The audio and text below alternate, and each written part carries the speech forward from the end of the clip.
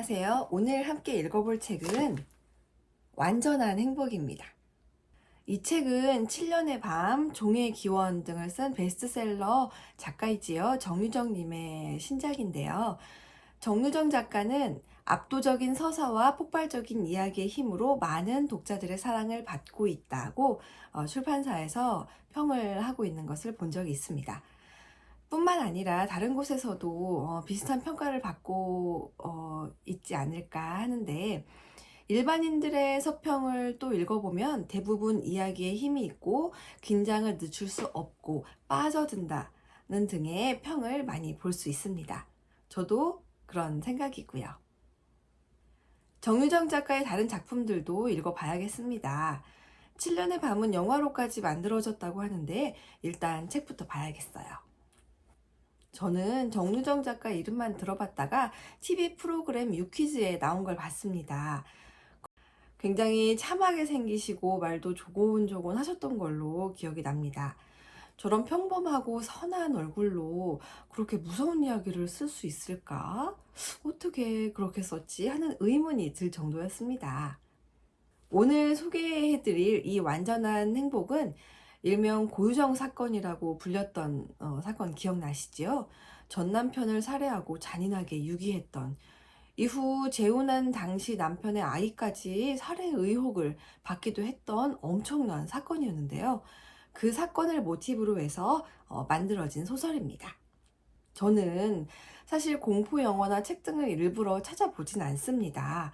보면서 막 무서워하진 않아도 머릿속에 잔상이 조금 오래가는 편이라 그닥 즐겨보진 않는데요. 이번 책 완전한 행복은 정유정 작가의 명성을 직접 확인하고 싶어서 아무런 사전 정보 없이 그냥 읽었던 기억이 납니다.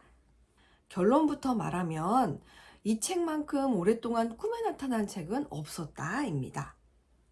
앞서 고유정 전 남편 살인 사건을 모티브로 썼다고 말씀드렸지요. 그러나 그건 그저 모티브였을 뿐 나머지 중요한 서사와 줄기는 모두 작가의 상상력으로 엄청나게 풍부해집니다.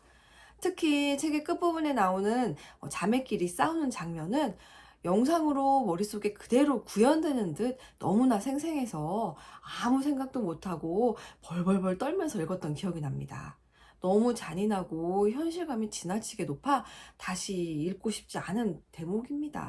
책의 이야기를 잠깐 해보자면, 고유정의 모델이 되는 신유나라는 30대 중반의 여자가 삶을 살면서 자신의 행복에 방해가 된다 싶은 인물들을 가차없이 죽이는데 자신의 아버지도 예외는 아닙니다. 전형적인 사이코패스의 모습인데요. 그것이 알고 싶다 같은 프로그램에서 나오는 실제 사이코패스들의 모습과 다를 바 없이 끔찍하고 아주 잔인합니다.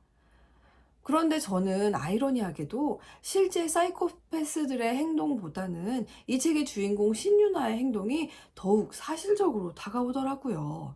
신유나라는 인물의 서사와 주변의 묘사가 친절하게 글로 표현되어 있어 그런가 하고 생각했습니다. 신유나라는 인물에 대해 서사를 입힌다고 해서 그녀의 살인이 이해되거나 정상 참작이 되거나 하진 않습니다. 이것은 작가도 바라는 바가 아니지 않나 생각했습니다. 왜냐하면 일단 작가는 신유나라는 인물을 동정하지 않았고 그저 객관적인 입장에서 그녀를 표현하고 있었으며, 무엇보다 제가 느끼기에 신유나라는 인물은 그런 환경 때문에 살인마가 된 것이 아니라 살인마로 태어나 그 살인마의 운명을 더욱 강력하게 만들어주는 환경이 있었을 뿐이라는 느낌이 강했습니다. 이러면 태어날 때부터 나쁜 사람이 어디 있나? 라는 의문으로 이어지는데요. 이러한 의문은 모든 불우한 환경에서 자란 사람이 범죄자가 되지는 않는다는 결과로 이해될 수 있을 것 같네요. 이 책의 제목은 완전한 행복입니다. 여러분들은 행복을 무엇이라고 생각하시나요? 행복에서 행은 다행행이고 복은 복복자입니다. 복된, 좋은, 운수라는 한자식 해석과 또 하나, 생활에서 충분한 만족과 기쁨을 느끼어 흐뭇함 또는 그러한 상태라는 뜻풀이도 있습니다. 이 뜻풀이만으로도 행복은 더할 나위 없이 충분히 좋은데 거기에 완전한이란 형용사가 앞에 더욱 붙어 강조합니다.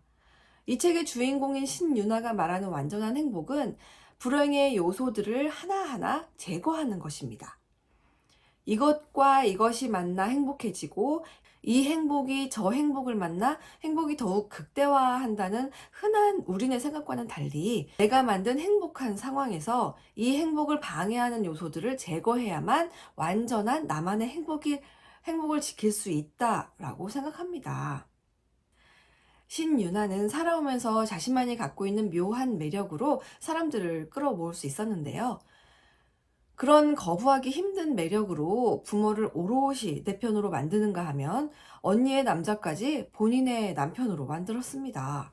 이것은 그녀가 원하는 것은 그가 가진 외적 매력이라는 무기로 어렵지 않게 쟁취한 결과이지요.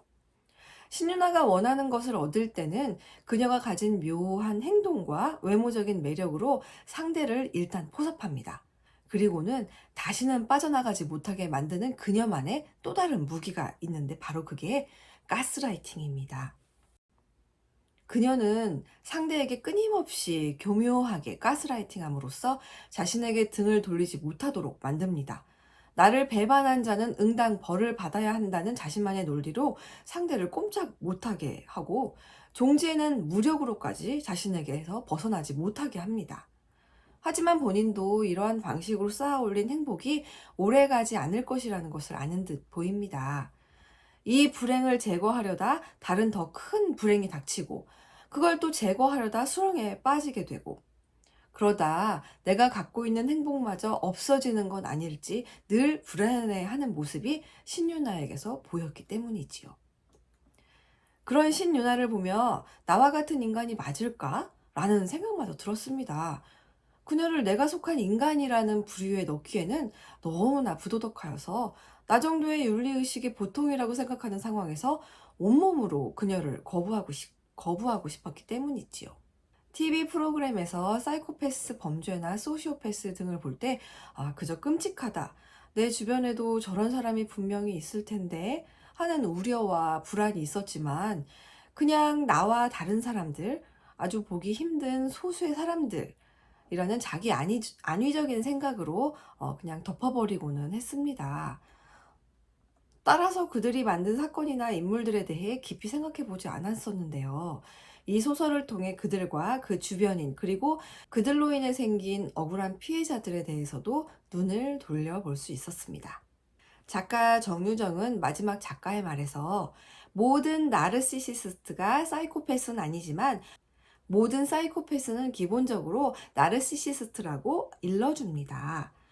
자기애가 지나치다 보면 주변 사람들은 눈에 보이지 않고 오직 자신의 실리와 행복만 추구하고 또 타인을 자신과 같은 하나의 인격체로 보기보다는 사물에 가까운 취급을 합니다. 한동안 우리 사회는 너무나 자기를 앞세우고 자기를 사랑하도록 분위기를 이끌어 왔습니다. 숨어있기보다는 자기를 드러내고 자신을 소중히 생각하며 누구보다 자신을 사랑하도록 강조했지요. 하지만 그것이 지나치면 남에게 상상 이상의 해를 가할 수 있음을 알아야 하겠습니다. 사실 그간에는 우리가 배려와 양보를 더 큰 덕목으로 내세웠기 때문에 개인이 그 영광에 가려진 상황이 좀 많았는데요. 이 같은 상황을 개선해 보자는 취지로 나온 게 나를 드러내기, 나를 사랑하기였습니다. 하지만 지금은 누가 시키지 않아도 나를 먼저 생각하고 나를 누구보다 사랑하고 높이고 있습니다. 나를 사랑하기와 타인 배려하기라는 이 두 가지 가치를 서로 동등하게 취급하고 다룬다면 더욱 질서 있는 사회가 되지 않을까 생각합니다. 그럼 우린 다음에 또 만나요.